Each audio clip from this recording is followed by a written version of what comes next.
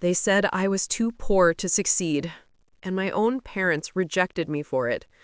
But years of struggle, hard work, and unexpected guidance turned my life completely around. From serving coffee to running hospitals, I transformed rejection into power, building a life they never imagined I could. Before I begin, I want you to tell me in the comments when you started listening to the story and which part of it feels closest to your own life.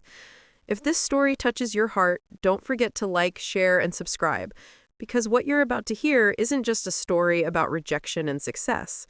It's about how pain can become power. Now, let me tell you how being too poor made me richer than I ever imagined. I still remember that night.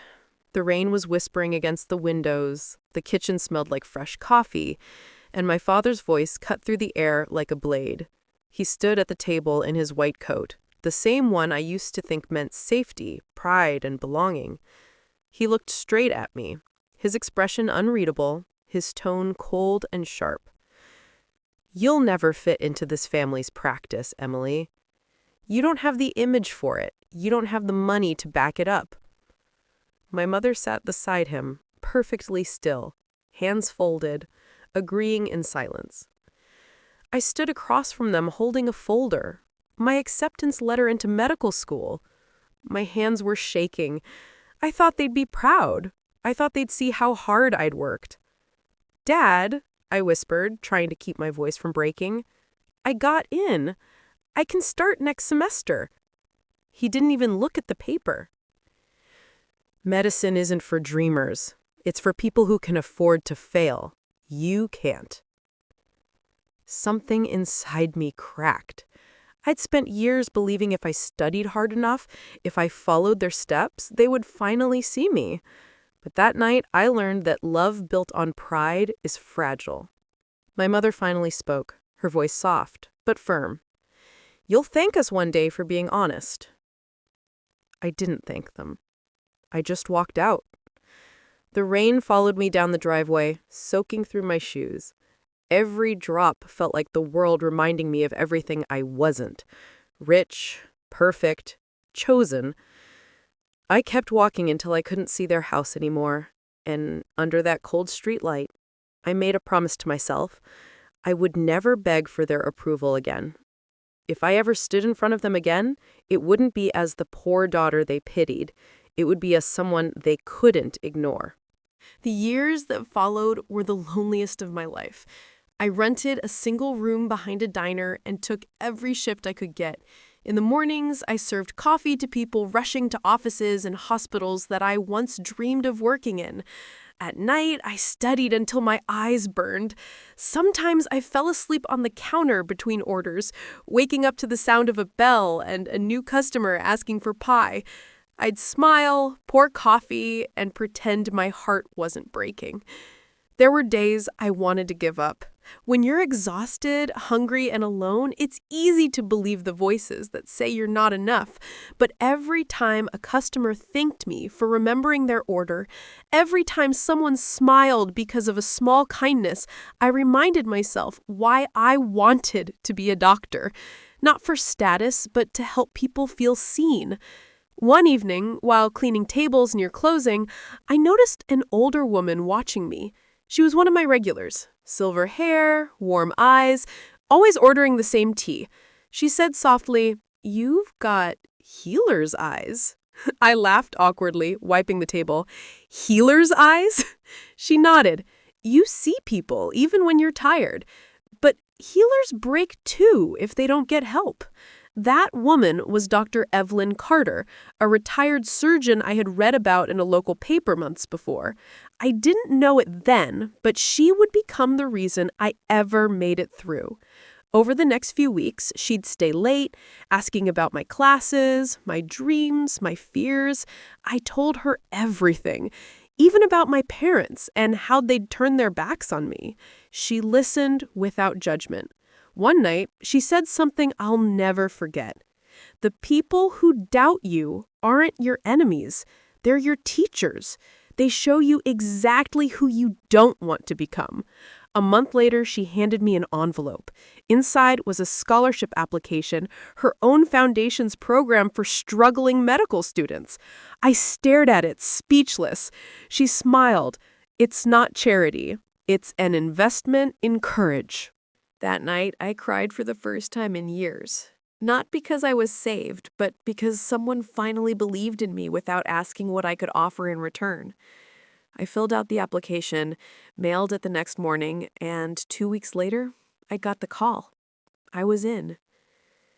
Medical school was brutal. Long hours, endless exams, and a constant whisper of fear that I wasn't good enough. But I kept pushing. I worked in the hospital cafeteria to pay my rent, studied during lunch breaks, and learned to survive on caffeine and faith. Sometimes when I walked past the surgical wing, I imagined my parents there, surrounded by respect and comfort. I used that image as fuel. When graduation day came, I stood among hundreds of students, my cap trembling in my hands.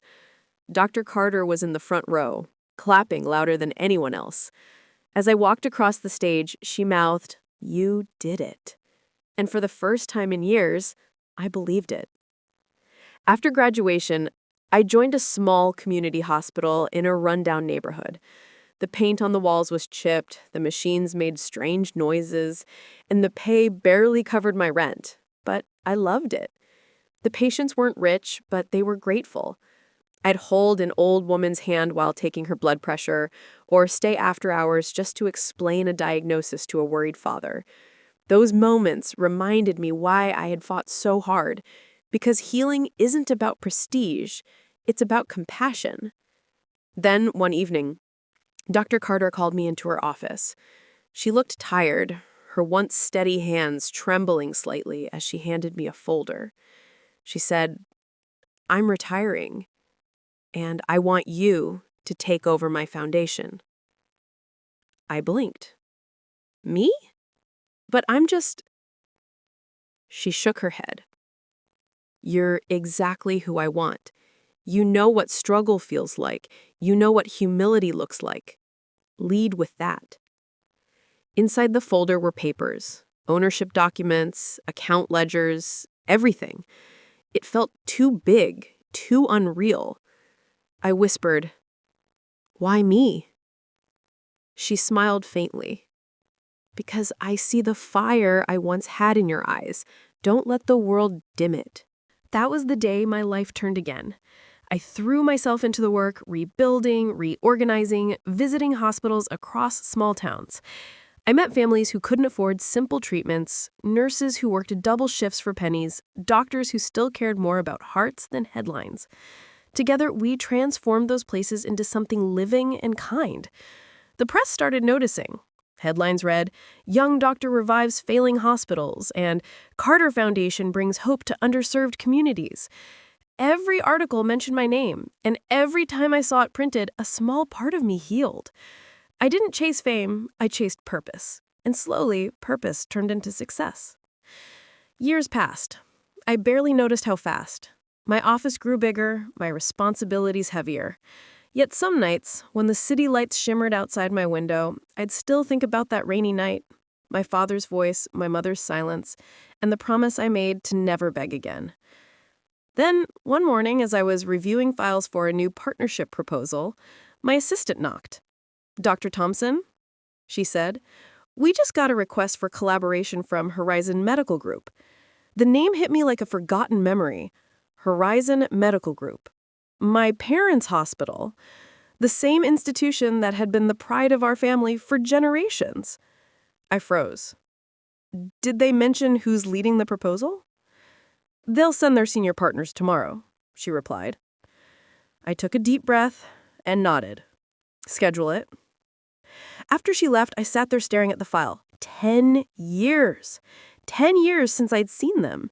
10 years since I'd walked away in the rain with nothing but a promise. Now, fate was bringing them to my door. And they didn't even know it. That night, I couldn't sleep. I kept replaying old memories, Sunday dinners, laughter that had once filled our house, my mother's hands fixing my hair before school. Then the memory of their rejection cut through it all. I wasn't sure what I felt anymore. Anger, sadness, or pity? Maybe all of it. When morning came, I put on my best suit, pinned my name tag that read Dr. Emily Thompson, Chief Medical Director, and looked in the mirror. I didn't see the girl they called poor. I saw a woman who had built herself from nothing. I whispered to my reflection, let's see if they recognize me now. The next morning, I walked into the conference room at Horizon Medical. My heart beat steadily, but my mind raced with memories I hadn't visited in years. The air smelled of polished wood and fresh coffee, the hum of computers and printers filling the silence before the storm. The staff seated themselves around the table, flipping through papers and murmuring quietly. And then I saw them. My parents, Dr. Jonathan and Dr. Marie Thompson. Their presence stopped me in my tracks. My father's hair was thinner, his face lined with fatigue, and his suit hung a little looser than I remembered. My mother's eyes were tired but sharp, her posture proud, even as her shoulders slumped slightly from years of carrying expectations. For a moment, none of us spoke. I watched them exchange glances, recognition dawning slowly, disbelief creeping in. Then my mother whispered, almost under her breath, "Emily?" "Yes," I said, calm and steady, letting my voice carry through the room. "Dr. Emily Thompson." My father's jaw tightened, and he straightened in his seat. You're representing Carter Foundation." I set my folder down gently. Not representing. Leading. Silence fell, thick and heavy. I could see the shock on their faces. The daughter they had dismissed, the girl they had called poor and incapable, was sitting across from them as an equal, someone who now held the power to shape their world. The meeting began. Words were exchanged about mergers, budgets, and management strategies. Every time they spoke, I heard the echo of the past, their dismissive tones, their assumptions about my worth. I responded with clarity, authority, and calm. I answered questions they hadn't expected me to know, offered insights that surprised even their senior staff. When the meeting ended, my mother lingered. She approached me cautiously, eyes glistening. "Emily, we didn't mean to hurt you back then." I smiled softly. "You did what you thought was right." "I did too." She nodded, tears forming at the corners of her eyes, and left the room. I exhaled. My heart was heavy, but lighter than I expected. Weeks passed. Horizon Medical continued to struggle. Outdated systems, mounting debt, staff turnover. And all along, I worked quietly, analyzing, reorganizing, and building strategies to help them survive. I knew this would be the moment when the past and present collided fully, but I wasn't driven by revenge. I was driven by purpose. Finally, the day came. The board of directors gathered for an official signing ceremony. Horizon Medical, the hospital my parents had built, would merge under the Carter Foundation network, under my leadership. Cameras flashed, microphones were everywhere. Journalists scribbled notes, hungry for the story of the daughter who had once been rejected. When it was my turn to speak, I walked to the podium, hands steady, heart full. 10 years ago, I began, someone told me I would never belong in medicine because I was too poor. Today, I stand here not to prove them wrong, but to prove that kindness, persistence, and faith in yourself will always matter more than wealth or status. The room went silent. I looked at my parents. My mother's eyes were brimming with tears. My father looked down, struggling to process the reality before him. I continued, voice calm but firm. It's easy to reject someone when they have nothing. It's harder to face them when they've built something greater from the pain you caused. They didn't respond immediately. The cameras clicked, the microphones hummed, and I realized that the power wasn't in proving them wrong. It was in my peace. The merger was finalized. The hospital would continue to serve its community under my guidance. My parents were part of it, not because of authority, but because of the bridge we had rebuilt. That evening, after the press had left and the hall emptied, my father approached me privately. "Emily, can we talk?" he asked quietly. I nodded. "Of course."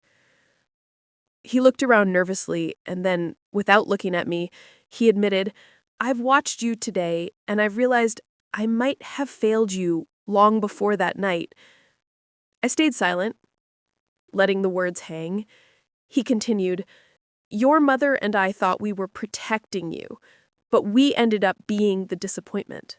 I took a deep breath, letting the years of pain rise and fall within me. "You weren't saving me. You were saving your image," I said softly. "You didn't want people to see your daughter struggling."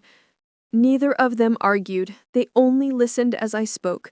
When my mother joined us, tears streaming down her face, I took a deep breath and said, "I forgive you. I don't want to spend my life fighting ghosts. I've learned that forgiveness heals far more than revenge ever could." For the first time in a decade, I hugged them, not as a daughter seeking approval, but as a woman who had found her own worth. Days later, they began volunteering at one of my smaller clinics.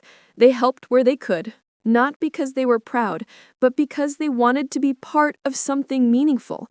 I watched them through the hospital corridors, teaching, learning, and finally understanding what truly mattered: compassion, humility, and love. One afternoon, I found a young intern crying on a bench in the hospital garden. I sat beside her. "Rough day?" I asked gently. She nodded. "They said maybe I'm not cut out for this, that I'll never be as good as others." I smiled softly. "Do you know what they once told me? That I was too poor to be a doctor, too small to matter. But you know what I did? I proved that heart matters more than status. If you care deeply enough, no one can stop you." Her eyes widened. She smiled through her tears. "You're Dr. Thompson, right?" "Yes," I laughed quietly, "but you can just call me Emily." As she smiled, hope returning to her face, I felt the last pieces of my old pain dissolve. My story was no longer about rejection. It was about rising, building, forgiving, and using that experience to guide others. People will judge you for what you don't have until they see what you can build from nothing. Rejection is often just life's way of redirecting you. Don't let anyone convince you that your worth is measured by your wallet. The greatest revenge is peace, the kind that comes from knowing you have become exactly who you were meant to be. If this story touched your heart, tell me in the comments which part felt closest to your own life. Don't forget to like, share, and subscribe for more stories of hope, strength, and forgiveness. The weeks after the merger were quiet, in a way that felt like the calm after a storm. Horizon Medical was no longer just my parents' hospital or my foundation's responsibility. It had become a place of shared purpose, a bridge between past mistakes and future hope. I still walked its corridors with the same intensity I had always carried, noticing every detail, greeting every patient, and checking in on every staff member, but now there was a sense of peace beneath the exhaustion. One late afternoon, I found myself in the children's wing. A little girl with a cast on her arm clutched a stuffed bear, her eyes wide and nervous. Her mother hovered nearby, trying to smile but failing to hide the worry. I knelt beside her and whispered, "Hey there, I'm Emily. Want me to show you something cool about this hospital?" She blinked, hesitant. I guided her through the hallways, pointing out murals painted by volunteers, little gardens where patients could watch butterflies, rooms decorated with cheerful colors and toys. By the time we returned, she was laughing softly, the tension melting from her small shoulders. Standing there, I realized something profound. The pain of my own childhood, the rejection, the humiliation, the loneliness, had led me to this exact moment. Not as revenge, not to prove to anyone else, but as a life that could touch others in ways my parents' words never could. Later that evening, my parents visited the children's wing. I watched from the doorway as my mother knelt beside a boy in a wheelchair, holding his hand, speaking softly. My father talked to the nurses, asking thoughtful questions, listening intently. They weren't leading, they weren't controlling, they were learning. They were finally part of something bigger than pride. I walked toward them, heart steady, and said quietly, "It's good to see you here, helping." They looked up, surprised by my tone, gentle, not harsh. My mother smiled through tears. "We're trying," she said simply. And I realized then that life doesn't always require the grand gestures of revenge. Sometimes the quiet transformation of those who once hurt you is enough. Sometimes the best way to heal isn't to burn bridges, but to rebuild them stronger and wider than before. A few days later, I recorded a video message for the hospital's foundation page. It wasn't for publicity or fame. It was for the people who, like me, had ever felt small, overlooked, or dismissed. I spoke directly to the camera, my voice calm but firm, carrying every ounce of my journey. People will judge you for what you don't have until they see what you can build from nothing. Sometimes rejection is life's way of redirecting you. Never let anyone convince you that your worth is measured by your bank account or your family's approval. The greatest victory isn't in proving others wrong. It's in becoming so strong, so peaceful, and so fulfilled that you no longer need to prove anything at all. I paused, letting the words sink in. Behind me, the staff continued their work, the patients moved about their rooms, and the little garden outside glowed in the fading sunlight. I realized that peace, fulfillment, and compassion were far more powerful than any resentment I had once carried. That night, I walked alone through the hospital garden. The sky was painted in shades of pink and gold. I thought about my parents, about the rain-soaked night when I left their house, about the years of struggle, about Dr. Carter and the mentors and friends who had lifted me along the way. Every memory, every tear, every sleepless night had led me here. I thought of the young intern I had spoken to a few weeks earlier, crying on the bench, unsure if she could continue. I remembered telling her, "Heart matters more than status. If you care deeply enough, no one can stop you." Her hopeful smile had reminded me of my own journey, that hope can be contagious, that one person's determination can ripple outward. I realized then that my story was no longer about rejection or triumph alone. It was about transformation, about the quiet victories that come from resilience, compassion, and the courage to rise above pain. My parents eventually joined me in more public initiatives. They gave talks, mentored young staff, and worked in the community programs I had started. The irony was not lost on me. The same people who had once deemed me too poor now followed my lead, learning humility and empathy in ways I had mastered long ago. I never gloated. I never reminded them of the past. There was no need. The lives we touched together were proof enough. I learned that real power is silent, patient, and rooted in the heart. True strength does not demand recognition. It does not seek revenge. It simply builds, nurtures, and heals. Years later, I would sit in my office looking over the city skyline at sunset and reflect on the journey. The little girl who had run into the rain after hearing the cruel words of her parents had become a woman capable of changing lives. And yet, she had never lost the tenderness, the empathy, the humility that defined her. That combination of strength and heart was what made her unstoppable. Life, I realized, is not measured by the judgments of others, but by how you respond to them, by how you take the rejection, the heartbreak, the doubt, and convert it into something meaningful, something that outlasts pain and creates hope for those who need it most. And so I continued my work, not for accolades, not for revenge, but for love.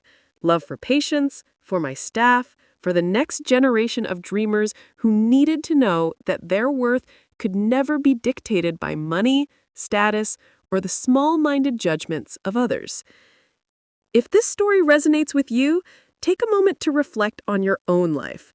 Where have you been dismissed or overlooked? Where have you doubted yourself? And most importantly, how can you take that experience and build something greater? Because the sweetest victories are not those that humiliate others, but those that transform your own heart and the world around you. Before I end, I want to hear from you. Tell me in the comments when you started listening and which part of this story felt closest to your own life. Like this video if it inspired you. Share it with someone who is struggling and needs to know that rejection is often just a redirection. And subscribe for more stories of resilience, hope, and quiet victories. Even after the merger, life didn't slow down. Every morning, I walked through the hospital halls with a sense of purpose that had been forged in years of struggle. The smell of antiseptic, the soft hum of machines, the hushed voices of nurses and patients, it all felt alive to me. I had grown to love the quiet rhythm of a hospital, where every small act mattered, where every life touched could ripple outward. Yet, sometimes, in the still moments, I remembered that rainy night, the night my father told me I would never fit into their family practice, the night my mother remained silent, confirming that I was too poor. I remembered how my heart had shattered and how every step after that had been uphill. But I had climbed. Every early morning, every cold cup of coffee, every missed birthday, every lonely night had brought me here.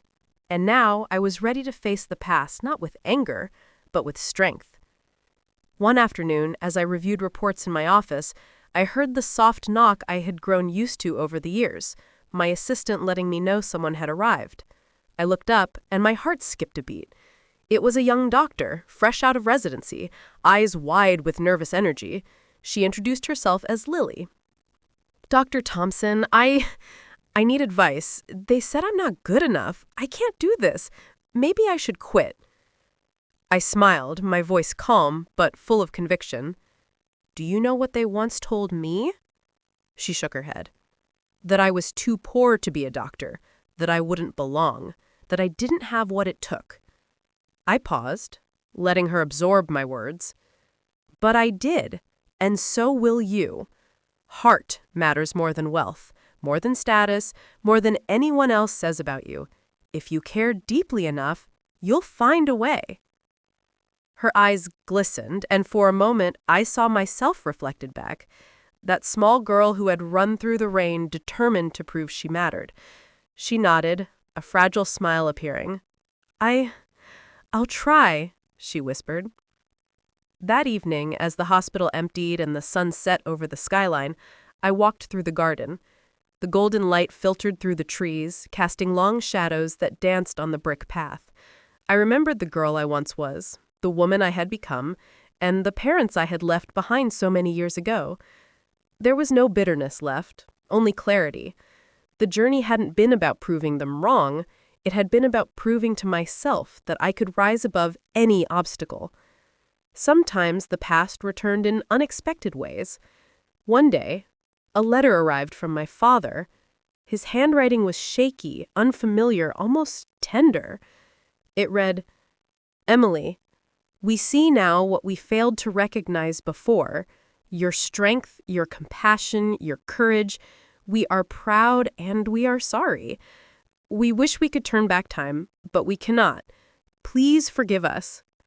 I sat in my office, the letter trembling in my hands, and for the first time in my adult life, I felt complete closure. I folded it carefully, not as a symbol of their power over me, but as a testament to my own resilience. I wrote back, simple words that carried the weight of forgiveness. "I forgive you. Life has taught us both lessons. Let's build a future together, one rooted in love, not pride." Months passed. My parents began volunteering more actively, taking part in community health programs, mentoring young doctors, and working alongside me in ways I never expected. There was a quiet humility in them now, a softness that had been absent during my childhood. I watched them, not with triumph, but with compassion. I understood then that people can change if they are willing to see themselves clearly. The hospital became more than a workplace. It became a living testament to resilience. Patients came in, families left with hope, staff stayed longer because they were inspired, and young doctors looked up to me, not just for what I had built, but for the journey I had survived to get here. Late at night, I sometimes wandered to the rooftop garden, looking over the city. The skyline stretched endlessly, lights twinkling like stars that had descended to earth. I thought about the little girl who once ran through the rain, the struggles that had shaped me, and the people who had believed in me when no one else did. I realized that the greatest power wasn't in money, influence, or revenge. It was in the ability to forgive, to nurture, and to turn pain into purpose.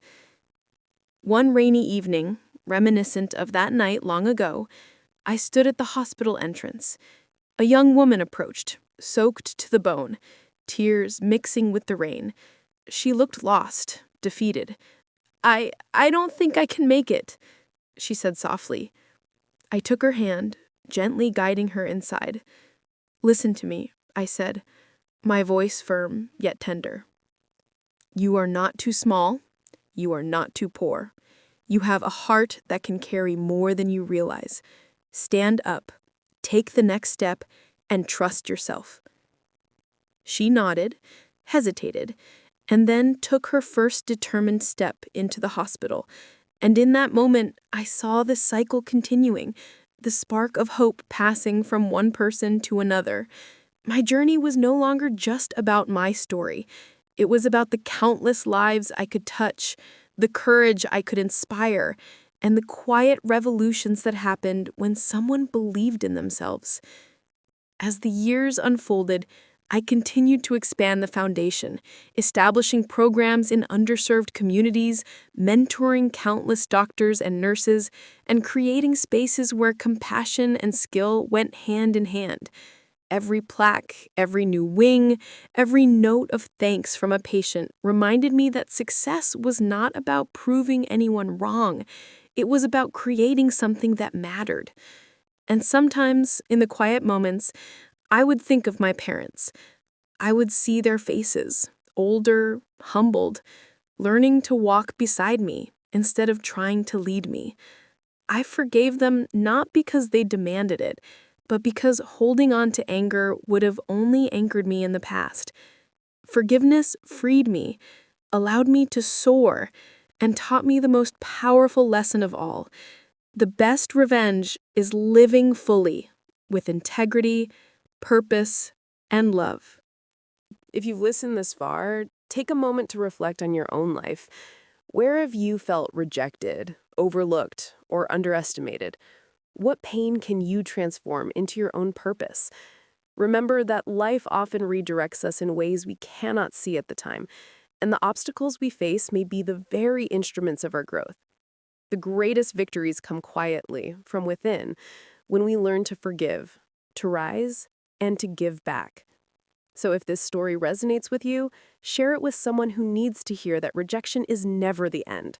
Like it if it inspired you, and comment below which part of Emily's journey mirrors your own.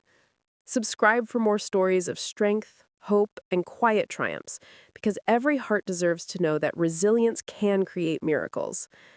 This was my story. They rejected me for being too poor, but I became everything I was meant to be. I built hospitals, healed communities, forgave my parents, and created a life that mattered. And in that, I found the peace and fulfillment that no judgment, no rejection, and no obstacle could ever take from me.